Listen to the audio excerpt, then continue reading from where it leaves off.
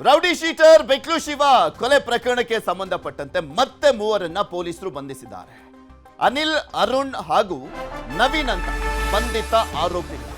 ಈಗ already 5 surrender ಆಗಿದ್ರು.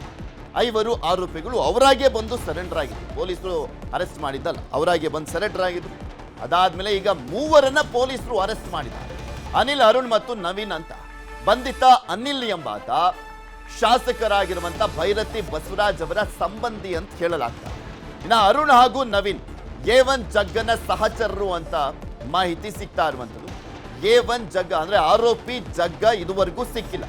Alias Jagadish, ಜಗ್ಗ alias Jagadish, ಆತ ಇನ್ನೂ ಸಿಕ್ಕಿಲ್ಲ. ಆದ್ರೆ ಆತನ ಸಹಚರರೆಲ್ಲರೂ ಕೂಡ ಸಿಕ್ಕಾಕೊಳ್ತಾ ಇದ್ದಾರೆ. ಕಸ್ಟಡಿಗೆ ಪಡೆದು ವಿಚಾರಣೆಯನ್ನ ಮಾಡ್ತಾ ಇದ್ದಾರೆ ಪೊಲೀಸರು. ಭಾರತೀನಗರ ಪೊಲೀಸ್ನಿಂದ ಒಟ್ಟು 8 ಜನ ಈ ಒಂದು ಪ್ರಕರಣಕ್ಕೆ ಸಂಬಂಧಪಟ್ಟಂತೆ ಅರೆಸ್ಟ್ ಆದಂತಾಗಿದೆ. ಈ ಪ್ರಕರಣದಲ್ಲಿ ಎಫ್ಐ ಆಗಿರುವಂತ ಭೈರತಿ ಬಸವರಾಜ್ ಅವರು ಮೊನ್ನೆ ಶನಿವಾರ ಅವರು ವಿಚಾರಣೆಯನ್ನು ಎದುರಿಸಿದ್ರು. 19ನೇ ತಾರೀಕು ವಿಚಾರಣೆಯನ್ನ ಎದುರಿಸಲಾಯಿತು. ನಂತರ ಮತ್ತೊಮ್ಮೆ ಅವರಿಗೆ ವಿಚಾರಣೆಗೆ ಕರೆಯಲಾಗಿದೆ. ಬುಧವಾರ ಅವರು ವಿಚಾರಣೆಗೆ ಹಾಜರಾಗಲಿದ್ದಾರೆ. ಇಲ್ಲಿ ಸದ್ಯಕ್ಕೆ ಬೀಸೋದೊಣ್ಣೆಯಿಂದ ಅಂತೂ ಪಾರಾಗಿದ್ದಾರೆ ಭೈರತಿ ಬಸವರಾಜ್ ಅನ್ನುವಂಥ ರೀತಿಯಲ್ಲೇ ಚರ್ಚೆಗಳಾಗ್ತಾ ಇರುವಂಥದ್ದು. ಬಟ್ ಈಗ 5 ಆರೋಪಿಗಳು ಪ್ಲಸ್ 3 ಜನ, ಈ 8 ಜನರನ್ನು ಕೂಡ ವಿಚಾರಣೆ ಮಾಡಿ ಡ್ರಿಲ್ ಮಾಡಿದಂತ ಸಂದರ್ಭದಲ್ಲಿ ಯಾರ್ಯಾರ ಹೆಸರು ಹೊರಗೆ ಬರುತ್ತೆ ಕಾದ್ ನೋಡ್ಬೇಕು. ಇದ್ರ ಬಗ್ಗೆ ಇನ್ನಷ್ಟು ಮಾಹಿತಿಯನ್ನ ಕೊಡ್ತಾ ಹೋಗ್ತಾರೆ ನಮ್ಮ ಪ್ರತಿನಿಧಿ ಮುನಿರಾಜು. ನಮ್ಮ ಜೊತೆ ನೇರ ಸಂಪರ್ಕದಲ್ಲಿ ಜಾಯ್ನ್ ಆಗಿದ್ದಾರೆ. ಮುನಿರಾಜು, ಈಗ ಆಲ್ರೆಡಿ 5 ಅರೆಸ್ಟ್ ಆಗಿದ್ರು, ಮತ್ತೆ 3ರನ್ನ ಅರೆಸ್ಟ್ ಮಾಡಲಾಗಿದೆ.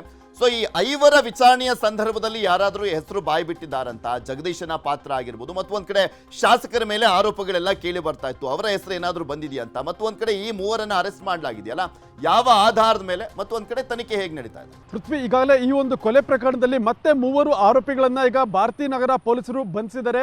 ಅನಿಲ್, ಅರುಣ್ ಹಾಗೂ ನವೀನ್ ಎಂಬ ಮೂವರನ್ನ ಈಗ ಬಂಧಿಸಿ ಒಂದು ಹೆಚ್ಚಿನ ವಿಚಾರಣೆ ಕೂಡ ಮಾಡ್ತಾ ಇರುವಂಥದ್ದು.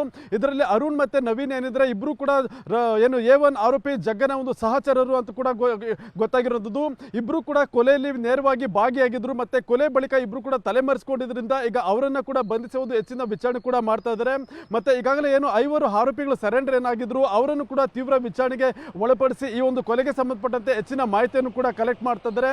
ಮತ್ತೆ ಇದೇ ಸಂದರ್ಭದಲ್ಲಿ ಆ ಒಂದು ಏನು ವಿವಾದಕ್ಕೀಡಾಗಿದೆ ಒಂದು ಭೂಮಿ ಏನಿದೆ ಕಿತ್ತಗನೂರು ಬಳಿ, ಆ ಒಂದು ಭೂಮಿಯ ಒಂದು ವ್ಯಾಜ್ಯಕ್ಕೆ ಸಂಬಂಧಪಟ್ಟಂತೆ ಕೂಡ ಕಿರಣ್ ನಿಂದ ಹೆಚ್ಚಿನ ಮಾಹಿತಿಯನ್ನು ಕೂಡ ಸಂಗ್ರಹ ಮಾಡ್ತಾ ಇದ್ದಾರೆ. ಯಾಕಂದ್ರೆ ವಿಡಿಯೋದಲ್ಲಿ ಕಿರಣ್ ಮತ್ತೆ ರೌಡಿ ಶೀಟರ್ ಶಿವಪ್ರಕಾಶ್ ನಡುವೆ ನೇರ ಒಂದು ವಾಗ್ವಾದ ಕೂಡ ನಡೆಯುತ್ತೆ. ಮತ್ತೆ ಅದಕ್ಕೆ ಸಂಬಂಧಪಟ್ಟಂತೆ ಜಗಳ ಕೂಡ ನಡೀತಾ ಇರೋದು ಕೂಡ ಗೊತ್ತಾಗಿತ್ತು. ಆ ಒಂದು ವಿಚಾರಕ್ಕೆ ಸಂಬಂಧಪಟ್ಟಂತೆ ಇದರಲ್ಲಿ ಅವ್ರಿಗೆ ಏನಾದರೂ ಕುಮ್ಮಕ್ಕು ಅಥವಾ ಸುಪಾರಿ ಕೊಟ್ಟಿರೋದ್ರ ಬಗ್ಗೆ ಒಂದು ಹೆಚ್ಚಿನ ತನಿಖೆಯನ್ನು ಕೂಡ ಮಾಡ್ತಾ ಇರೋದು. ಮತ್ತೆ ಇದೇ ಸಂದರ್ಭದಲ್ಲಿ ಈವರೆಗೆ ಈ ಒಂದು ಪ್ರಕರಣದಲ್ಲಿ ಒಟ್ಟು 20ಕ್ಕೂ ಹೆಚ್ಚು ಮಂದಿಯನ್ನ ಪೊಲೀಸರು ವಿಚಾರಣೆ ನಡೆಸಿ ಒಂದು ಹೇಳಿಕೆಯನ್ನು ಕೂಡ ಪಡ್ಕೊಂಡಿದ್ದಾರೆ. ಯಾಕಂದ್ರೆ ಇದಕ್ಕೆ ನೇರವಾಗಿ ಭೂಮಿಯ ಒಂದು ವಿವಾದವೇ ಕಾರಣ ಅಥವಾ ಬೇರೆ ಏನಾದರೂ ಇದಕ್ಕೆ ಆಯಾಮಗಳು ಇರ್ಬೋದಾ ಅಂತ ಹೇಳಿ ಈಗಾಗಲೇ ಸಾಕಷ್ಟು ಮಂದಿಯನ್ನ ವಿಚಾರಣೆ ಮಾಡಿದ್ದಾರೆ. ಅದರಲ್ಲಿ ರೌಡಿ ಶೀಟರ್ ಶಿವಪ್ರಕಾಶ್ನ ಜೊತೆ ಇದ್ದಂತ ಕೆಲವು ಸಹಚರರೇನಿದ್ರೆ ಅವರನ್ನು ಕೂಡ ವಿಚಾರಣೆಗೆ ಒಳಪಡಿಸಿ ಈ ಒಂದು ಗಲಾಟೆ ಇರಬಹುದು ಮತ್ತೆ ಆ ಒಂದು ವಿವಾದಕ್ಕೆ ಸಂಬಂಧಪಟ್ಟಂತ ಮಾಹಿತಿಯನ್ನು ಕೂಡ ಕಲೆ ಹಾಕುವಂತ ಕೆಲಸವನ್ನ ಮಾಡ್ತಾ ಇದ್ದಾರೆ. ಮತ್ತೆ ಇನ್ನು ಆರೋಪಿಗಳ ಸಿಡಿಆರ್ ಅನ್ನ ಈಗಾಗಲೇ ಪೊಲೀಸರು ವಶಕ್ಕೆ ಪಡೆದು ಅದನ್ನ ಪರಿಶೀಲನೆ ಮಾಡುವಂತ ಕೆಲಸ ಕೂಡ ಆಗ್ತಾ ಇರೋದು. ಯಾಕಂದ್ರೆ ಆರೋಪಿಗಳ ನಡುವೆ ಒಬ್ಬರಿಗೊಬ್ಬರಿಗೂ ಸಂಪರ್ಕ ಇರಬಹುದು, ಮತ್ತೆ ಕಮ್ಯುನಿಕೇಶನ್ ಯಾವ ರೀತಿ ಆಗಿತ್ತು, ಮತ್ತೆ ಇವರಿಗೆ ಕೊಲೆ ಮಾಡೋದಕ್ಕೆ ಯಾರಾದ್ರೂ ಹೊರಗಡೆಯಿಂದ ವ್ಯಕ್ತಿ ಏನಾದರೂ ಸೂಚನೆ ಕೊಟ್ಟಿದ್ದಾರೆ ಅನ್ನೋದ್ರ ಬಗ್ಗೆ ತನಿಖೆಯನ್ನ ಮಾಡ್ತಾ ಇದ್ದಾರೆ. ಪೃಥ್ವಿ, ರಾಜು, ಈಗ ಆಲ್ರೆಡಿ ಅರೆಸ್ಟ್ ಆಗಿ 5 ದಿನ ಆಗೋಯ್ತು. ಅಂದ್ರೆ 16ನೇ ತಾರೀಕು ಈ ಪ್ರಕರಣ ಆಗಿದ್ದು. ಇದುವರೆಗೂ ಗೊತ್ತಾಗಿಲ್ವಾ ಯಾರಿಂದ ಕುಮ್ಮಕ್ಕು ಕೊಡ್ಲಾಗಿತ್ತು, ಈತನ ಕೊಲೆಗೆ ಏನ್ ಕಾರಣ, ಯಾರೆಲ್ಲ ಭಾಗಿಯಾಗಿದ್ರು, ಕಾಲ್ ಡೀಟೇಲ್ಸ್ ಆಗ್ಲಿ, ಇದ್ಯಾವುದು ಕೂಡ ಪೊಲೀಸರು ಇನ್ನು ಕಲೆಕ್ಟ್ ಮಾಡಿಲ್ವಾ? ಹಾಗಾದ್ರೆ ಪೃಥ್ವಿ, ಈಗಾಗಲೇ ಸಾಕಷ್ಟು ಮಾಹಿತಿಗಳನ್ನ ಕಲೆಕ್ಟ್ ಮಾಡಿದ್ದಾರೆ. ಸಿಡಿಆರ್ ರಿಪೋರ್ಟ್ಸ್ ಇದೆ, ಮತ್ತೆ ಟೆಕ್ನಿಕಲ್ ಆಗಿ ಕೂಡ ಸಾಕಷ್ಟು ಮಾಹಿತಿಯನ್ನು ಕಲೆಕ್ಟ್ ಮಾಡಿದ್ದಾರೆ. ಆದರೆ ಕಿರಣ್ ಇಲ್ಲಿ ನೇರವಾಗಿ ನಾನೇ ಈ ಒಂದು ಕೊಲೆಯನ್ನು ಮಾಡಿದ್ದಾಗಿ ಒಂದು ರೀತಿ ಪೊಲೀಸರ ಮುಂದೆ ಹೇಳಿಕೆ ಕೊಡ್ತಾ ಇರೋದ್ರಿಂದ ಪೊಲೀಸರಿಗೆ ಅದ್ರ ಮೇಲೆ ಒಂದು ಸಾಕಷ್ಟು ಅನುಮಾನ ಕೂಡ ಉಂಟಾಗ್ತಾ ಇರೋದು. ಯಾಕಂದ್ರೆ ನೇರವಾಗಿ ಆ ಒಂದು ಭೂಮಿ ವಿವಾದಕ್ಕೆ ಈತನೇ ಮಾಡಿದ್ದಾನೆ ಅಥವಾ ಈತನಿಗೆ ಬೇರೆ ಯಾರಾದರೂ ಕುಮ್ಮಕ್ಕನ್ನು ಕೊಟ್ಟಿರೋ ಬಗ್ಗೆ ಏನು ಈಗಾಗಲೇ ಆರೋಪಗಳಿದ್ದಾವೆ. ಅದಕ್ಕೆ ಸಂಬಂಧಪಟ್ಟಂತೆ ಈಗಾಗಲೇ ತನಿಖೆಯನ್ನು ಮಾಡ್ತಾ ಇದ್ದಾರೆ. ಮತ್ತೆ ಈ ಹಿಂದೆ ಕೂಡ ಏನು ಶಾಸಕ ಭೈರತಿ ಬಸವರಾಜ್ ಅವರನ್ನು ಕೂಡ ಒಳಗೊಂಡಂತೆ ಒಂದು ದೂರನ್ನ ಕೊಟ್ಟಿದ್ರು. ಆದ್ರೆ ಈಗ ಈ ಒಂದು ಕೊಲೆ ಕೇಸಲ್ಲೂ ಕೂಡ ಅವ್ರ ಮೇಲೆ FIR ಆಗಿದೆ. ಅದರಿಂದ ಅವರ ಇನ್ವಾಲ್ವ್ಮೆಂಟ್ ಬಗ್ಗೆ ಕೂಡ ಸಾಕಷ್ಟು ಮಾಹಿತಿಯನ್ನು ತೆಗೆಯುವಂತ ಕೆಲಸವನ್ನ ಮಾಡ್ತಾ ಇದ್ದಾರೆ. ಆದ್ರೆ ಆರೋಪಿಗಳು ಇಲ್ಲಿ ನೇರವಾಗಿ ತಾವೇ ಈ ಒಂದು ಗಲಾಟೆ ಮತ್ತೆ ತಮ್ಮನ್ನ ಕೊಲೆ ಮಾಡೋದಕ್ಕೆ ಪ್ಲಾನ್ ಅನ್ನ ರೂಪಿಸಲಾಗಿತ್ತು, ಆ ಒಂದು ಸಲುವಾಗಿ ನಾವೇ ಈ ಒಂದು ಕೊಲೆಗೆ ಮುಂದಾಗಿದ್ವಿ ಅನ್ನೋ ರೀತಿಯಲ್ಲಿ ಉತ್ತರ ಕೊಡ್ತಾ ಇರೋದ್ರಿಂದ ಪೊಲೀಸರು ತಾಂತ್ರಿಕವಾಗಿ ಎವಿಡೆನ್ಸ್ ಅನ್ನ ಕಲೆಕ್ಟ್ ಮಾಡುವಂತ ಕೆಲಸವನ್ನ ಈಗ ಮಾಡ್ತಾ ಇದ್ದಾರೆ. ಪೃಥ್ವಿ, ಮತ್ತೊಂದು ಕಡೆ ಮುನಿರಾಜು, ಈ ಒಂದು ಪ್ರಕರಣಕ್ಕೆ ಸಂಬಂಧಪಟ್ಟಂತೆ ಈಗ ಮುಂಚೆ 5 ಆರೋಪಿಗಳು ಅವರೇ ಬಂದು ಸರೆಂಡರ್ ಆಗಿದ್ರಲ್ಲ, ಅವರೆಲ್ಲರೂ ಕೂಡ ಜಗದೀಶನ ಹೆಸರು ಹೇಳದಲ್ಲೇ ಆತನ ಬಚಾವ್ ಮಾಡುವಂತ ಕೆಲಸವನ್ನ ಕೂಡ ಮಾಡ್ಲಾಗ್ತಾ ಇದೆಯಾ ಅನ್ನುವಂಥ ಅನುಮಾನಗಳು ಕೂಡ ಸಹಜವಾಗಿ ಕಾಡ್ತಾ ಇರುವಂತ. ಮತ್ತೊಂದು ಕಡೆ ಭೈರತಿ ಬಸವರಾಜ್ ಅವರು ಬುಧವಾರ ಬರ್ತಾ ಇದಾರಲ್ಲ, ಅವ್ರನ್ನ ಮತ್ತಿನ್ಯಾವೆಲ್ಲ ಆಧಾರದ ಮೇಲೆ ವಿಚಾರಣೆ ಮಾಡಲಾಗುತ್ತೆ ಅಂತ.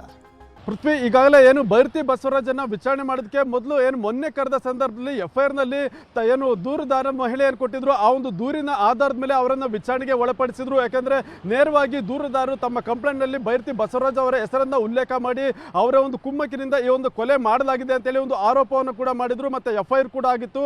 ಆದರೆ ಇದೀಗ ಆರೋಪಿಗಳ ಒಂದು ಸ್ಟೇಟ್ಮೆಂಟ್ ಅನ್ನ ಮುಂದೆ ಇಟ್ಕೊಂಡು ಪುನಃ ಅವರನ್ನು ವಿಚಾರಣೆ ಮಾಡಬೇಕು ಅಂತೇಳಿ ಈಗ ತನಿಖಾ ತಂಡ ಕೂಡ ನಿರ್ಧಾರ ಮಾಡಿರೋದು. ಅದಕ್ಕೆ ಪೂರ್ವಕವಾಗಿ ಏನಾದರೂ ಒಂದು ಸ್ವಲ್ಪ ಸಾಕ್ಷಿಗಳ ಸಂಗ್ರಹ ಮಾಡಬೇಕು, ಮತ್ತೆ ಪ್ರಮುಖ ಆರೋಪಿ ಅಂತ ಏನೀಗ ಜಗ್ಗ ಅಂತ ಹೇಳ್ತಾ ಇದ್ವಿ, ಆ ಒಂದು ಜಗ್ಗನನ್ನ ಪತ್ತೆ ಮಾಡಬೇಕು. ಆತನಿಂದ ಏನಾದ್ರು ಸ್ಟೇಟ್ಮೆಂಟ್ ಕೊಡಿಸಿದ ಸಂದರ್ಭದಲ್ಲಿ ಆ ಒಂದು ಸಂದರ್ಭದಲ್ಲಿ ಏನು ಶಾಸಕರ ಮೇಲೆ ಏನಾದ್ರು ಆರೋಪಗಳು ಬರ್ಬೋದು, ಅಥವಾ ಏನಾದ್ರು ಬಲವಾದ ಸಾಕ್ಷಿಗಳು ಕೂಡ ಸಿಗುವಂತ ಸಾಧ್ಯತೆ ಇದೆ ಅಂತೇಳಿ ತನಿಖೆಯನ್ನ ಮಾಡ್ತಾ ಇದ್ದಾರೆ. ಆದರೆ ಈವರೆಗೆ ಆರೋಪಿಗಳು ಜಗ್ಗ ಅಥವಾ ಶಾಸಕರ ಬಗ್ಗೆ ಯಾವುದೇ ರೀತಿಯ ಒಂದು ಮಾಹಿತಿಯನ್ನು ಕೂಡ ಬಿಟ್ಕೊಡ್ತಾ ಇಲ್ಲ ಅಂತೇಳಿ ಈಗ ಕೂಡ ಗೊತ್ತಾಗ್ತಾ ಇದೆ. ಆದ್ರಿಂದ ಮೇಲ್ನೋಟಕ್ಕೆ ಆರೋಪಿಗಳ ಒಂದು ಸ್ಟೇಟ್ಮೆಂಟ್ಗಿಂತ ತಾಂತ್ರಿಕವಾಗಿ ಏನಾದ್ರು ಸಾಕ್ಷಿಗಳನ್ನ ಸಂಗ್ರಹ ಮಾಡಬೇಕು, ಅಥವಾ ಇವರು ಸಂಪರ್ಕ ಮಾಡಿರೋದಿರ್ಬೋದು, ಅಥವಾ ಇವ್ರ ನಡುವೆ ಸಂವಹನ ಬೇರೆ ಬೇರೆ ಏನು ಟೆಕ್ನಿಕಲ್ ಎವಿಡೆನ್ಸ್ ಇದೆ ಅದನ್ನ ಕಲೆಕ್ಟ್ ಮಾಡಿಕೊಂಡು ಮುಂದೆ ಅವರನ್ನು ವಿಚಾರಣೆಗೆ ಒಳಪಡಿಸಬೇಕು ಅಂತೇಳಿ ಒಂದು ತಯಾರಿಯನ್ನ ಮಾಡ್ಕೊಳ್ತಾ ಇದ್ದಾರೆ. ಪೃಥ್ವಿ, ಓಕೆ, ಧನ್ಯವಾದ ಮುನಿರಾಜು ನಿಮ್ಮೆಲ್ಲ ಮಾಹಿತಿಗಾಗಿ.